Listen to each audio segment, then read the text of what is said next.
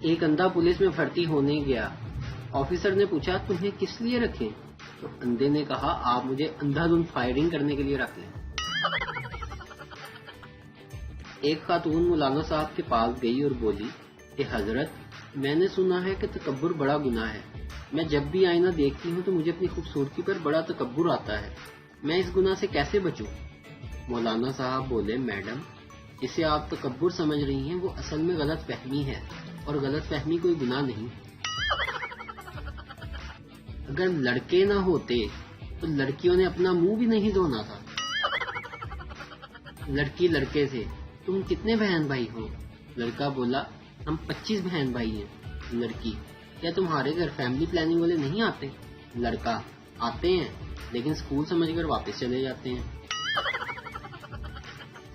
ایک صاحب نے ہوٹل مینیجر سے ویٹر کی شکایت کی کہ آپ کے ویٹر تو بہت ہی بدتمیز ہیں, بار بار بلانے پر بھی نہیں آتے.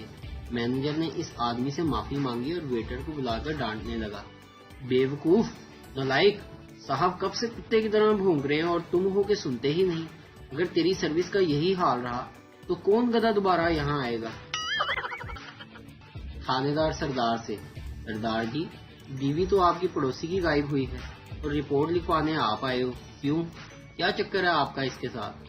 سردار بولا جناب چکر وکر کوئی نہیں ہے, اصل میں بات یہ ہے کہ مجھے پڑوسی کی خوشی دیکھی نہیں جا رہی تھی.